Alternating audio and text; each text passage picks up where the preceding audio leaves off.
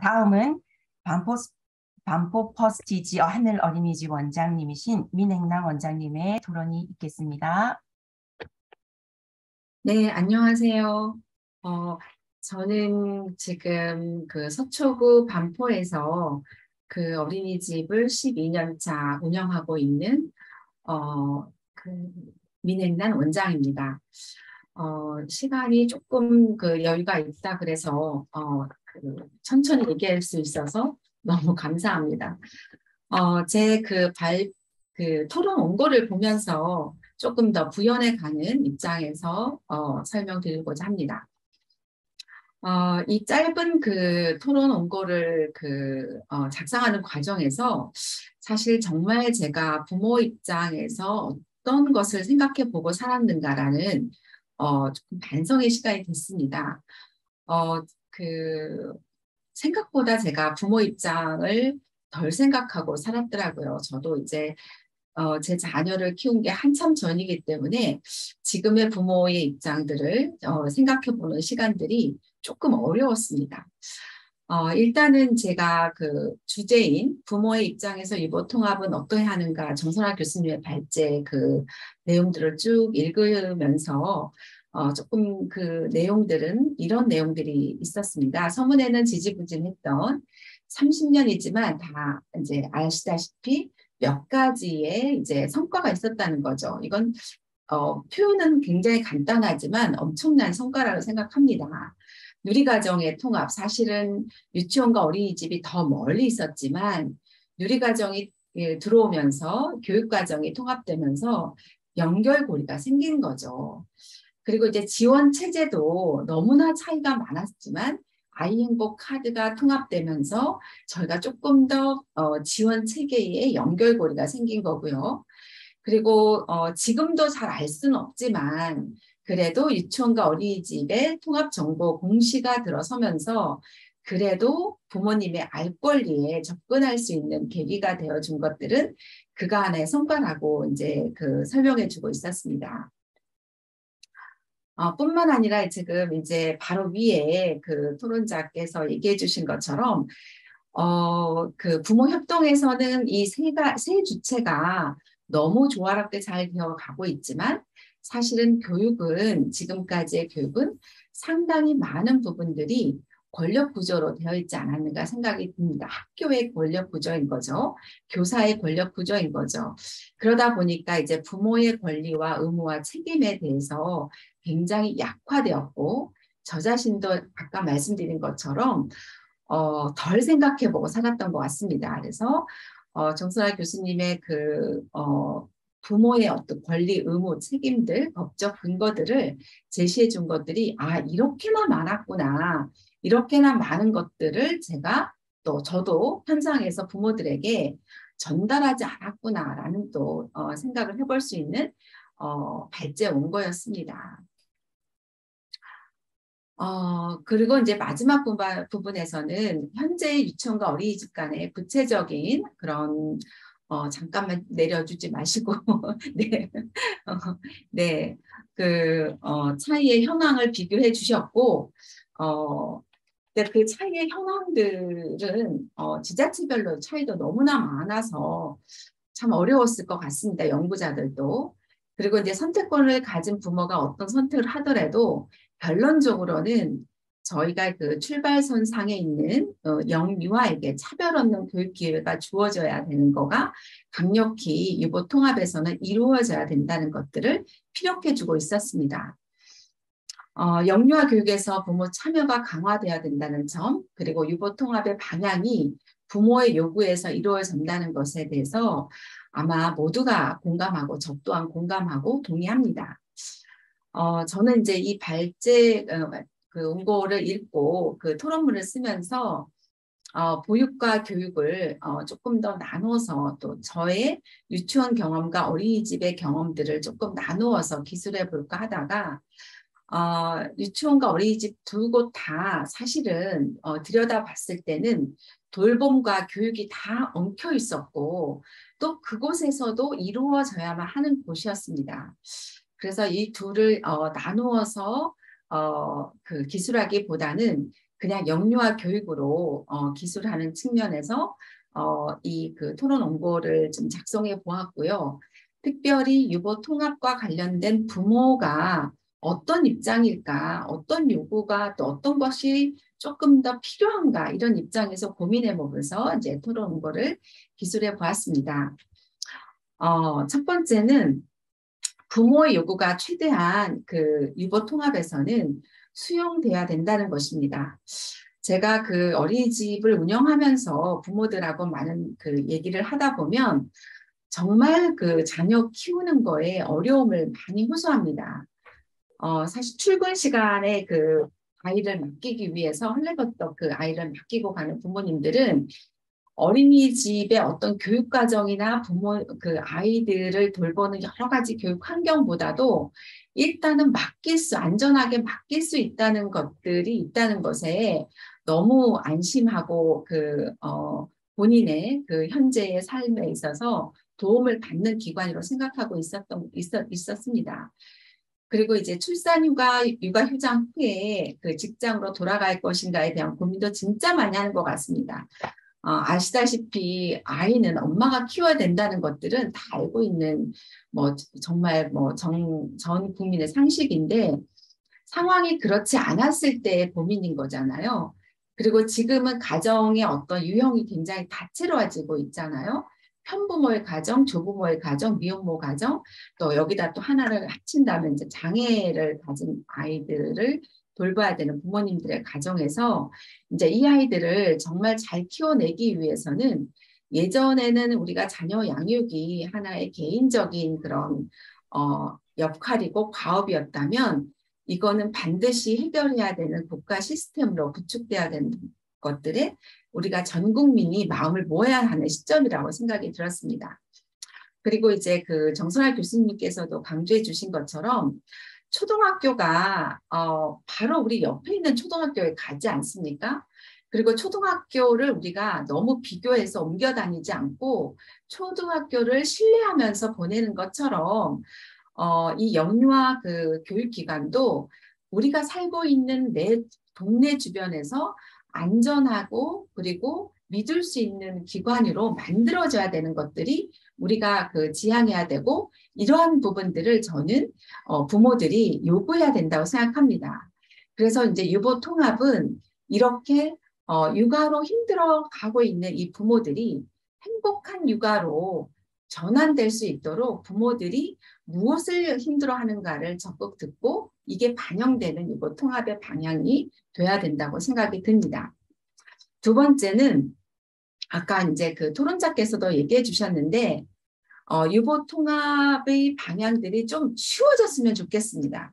그러니까 부모님들이 가장 원하는 게 어떤 거냐면 내가 사는 동네에서 가장 가까운 곳에 정말 자타가 인정해 줄 수 있는 좋은 영유아 기관들을 태어나서부터 초등학교 가기 전까지 보내는 것이 가장 마음이 편할 거라 생각합니다. 그거를 국가에서 만들어주면 된다는 거죠. 근데 현재의 유치원과 어린이집을 볼 때는 선택의 기준이 굉장히 혼돈스럽습니다. 내가 사는 동네에서 멀리 떨어져 있어도 정말 좋은 기관이 어떤 것인지 부모들이 굉장히 많은 어떤 소문을 찾아다닙니다. 진짜 소문인지 가짜 소문인지 또 한편으로는 선택권이 주어졌지만 어떤 것을 선택하는 것이 내 아이랑 맞을지 되게 혼돈스럽습니다. 그래서 이제 정말 좋은 선생님이 계신 곳, 어떤 철학을 가진 원장이 계신 곳, 환경이 좋은 곳, 지금 말씀하신 것처럼 정말 그 부모 협동조합인 곳, 이런 것들을 찾아다니려면 아이를 버스를 태워서 멀리 보내야 됩니다. 근데 이 영유아 기간에 그 시기에 버스를 태워서 보낸다는 것은 아마 전 세계적으로 저희 나라의 특징이 아닌가 생각이 듭니다. 어떻게 그 어린아이를 버스를 이렇게 복잡한 이 그 환경에서 버스를 태워서 보내야만 되는 상황이 됐는지는 모르지만 이것 또한 개선을 돼야 될 부분이 아닌가 생각을 해봅니다. 그러다 보니까 어떤 문제가 생기냐면 부모님들이 차이를 모른다는 거예요. 사실 저도 병설, 단설, 가정, 북복리, 민간, 직장, 동호협동 이런 것들을 자세하게 알지 못해요. 저는 전공자도 잘 모른다고 생각하고 저희 안에서 이제 예를 들어서 전공을 하고 있는 학부생들 더 모른다고 생각해요.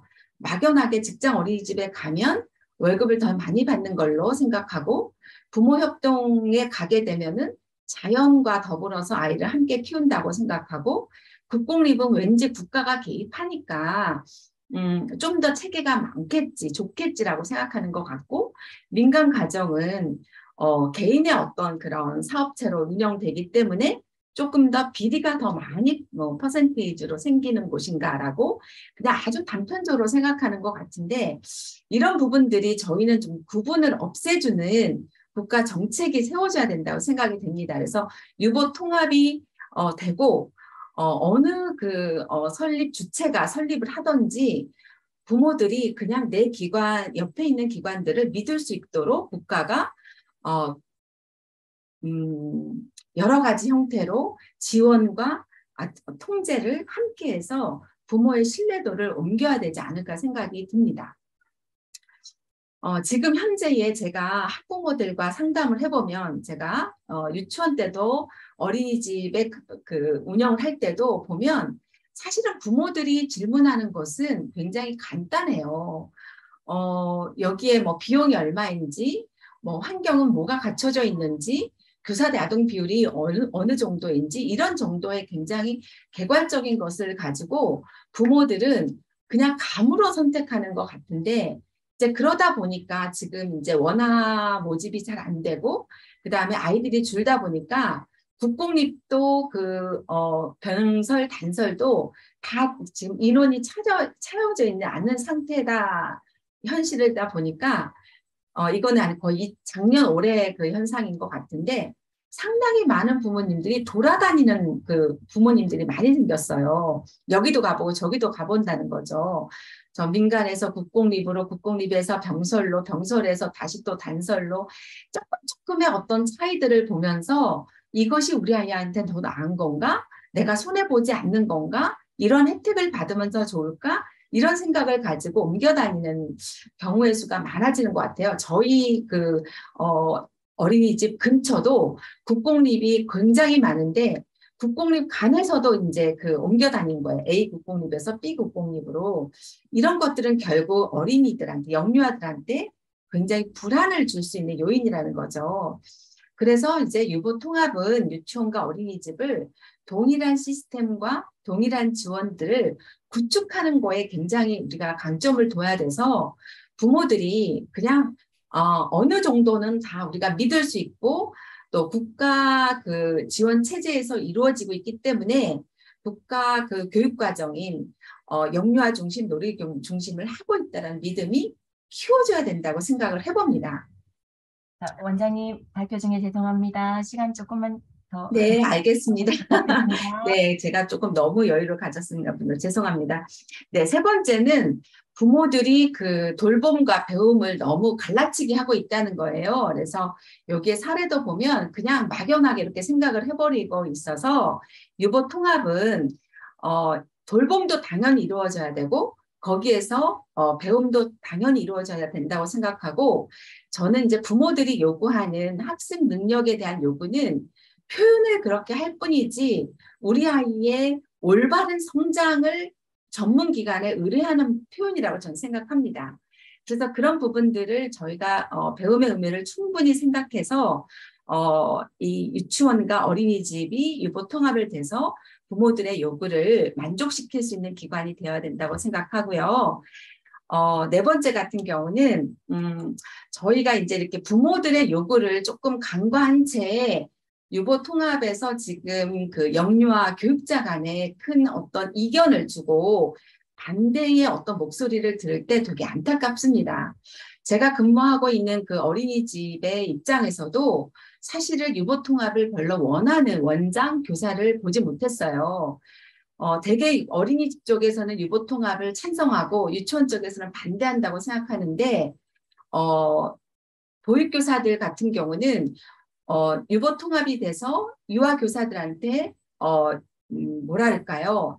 상대적인 열등감을 느낄 것 같아서 싫다 그러고 그다음에 원장쌤들 입장에서도 지금까지 내가 이 어린이집 모든 시스템을 익혀놨는데 또 새로운 시스템을 익히는 것들에 대해서 불편함을 얘기하면서 원치 않아요. 자, 그렇다면 우리는 유보 통합을 이렇게 우리 영유아 교육자 간의 다툼이 되어서는 안 되는 것 같고, 지금 계속적으로 얘기되고 있는 것처럼 어린이 중심 그리고 주체자인 부모들의 요구에 따른 우리가 유보 통합의 방향들을 세워가야 된다고 생각합니다. 자, 조금 더 내려주시면 감사하겠습니다. 네. 그래서 이제 그 5번째로 이제 보면은, 하나의 사례를 조금 드린다면, 유보 통합이 예를 들어서 막 유치원과 어린이집이 통합돼서 유치원과 어린이집이 엄청 경쟁이 생기고, 또 지역 간에 어떻게, 그 지역 안에서 그런 경쟁들이 되게 힘들 거라고 생각되는데, 지금 이제 하나의 저희도 이제 그 자유권을 가지고 서초구에서도 해보고 있는 사례인데, 유아전담 어린이집이라는 곳이 있어요. 왜냐하면 여기 땅값이 너무 비싸 유치원이 들어설 수가 없기 때문에 유아전담, 다시 얘기하면 유치원 형태를 띤 굉장히 돌봄의 시간이 긴 어린이집이 생긴 거죠.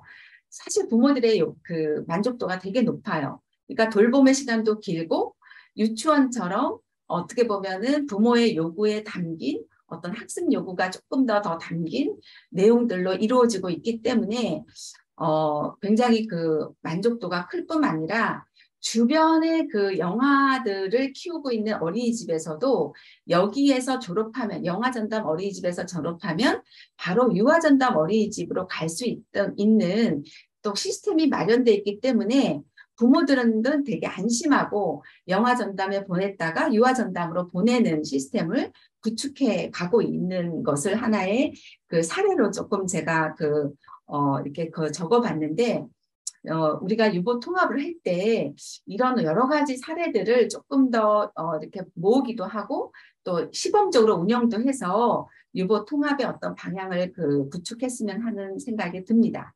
그리고 이제 그 마지막 결론이면서 이제 6번째인데, 완벽한 유보 통합 시스템 구축은 저는 당장 어렵다고 생각해요. 정말 많은 문제가 산적해 있으니까요. 특히 이제 교사 양성 과정의 문제가 가장 또 이렇게 어려운 문제이고, 부처 간의 통합도 교육부하고 보건복지부가 그동안에 엄청난 그 양들의 어떤 그런 시스템을 만들어 놨기 때문에 힘들 수 있어요. 그리고 이제 여러 이제 교사 교육의 재교육 문제, 예산의 문제 이렇게 난제돼 있지만, 지금 이제 이 정부에서 국정 과제로 내세우고 있고, 그리고 국회의원님들도 다 여야를 다 막론하고 이의가 없다라고 얘기하고 있기 때문에 저희는 이번 기회에 꼭 작은 물꼬라도 틀 수 있는 기회로 삼아서 이런 어떤 부모님들의 요구, 그 다음에 정말 어린이가 행복해질 수 있고 건강하게 양육될 수 있고 차별받지 않는 그거 하나에 초점을 두는 유보 통합의 형태로 작은 어떤 출발점을 마련해 가는 것들이 그 다음으로 유보 통합의 이상적인 걸 구축하는 출발이 되지 않을까라는 생각을 해보면서 제 토론은 여기서 마치도록 하겠습니다. 네, 고맙습니다. 네, 말씀 감사합니다. 예, 이제 시간에 쫓기게 됐습니다. 예, 방금 유보 통합은 부모들의 요구를 최대한 수용하면서 다양한 영유아 교육기관의 협력 시스템을 구축하는 것이 필요하다라는 말씀을 해주셨습니다. 다음은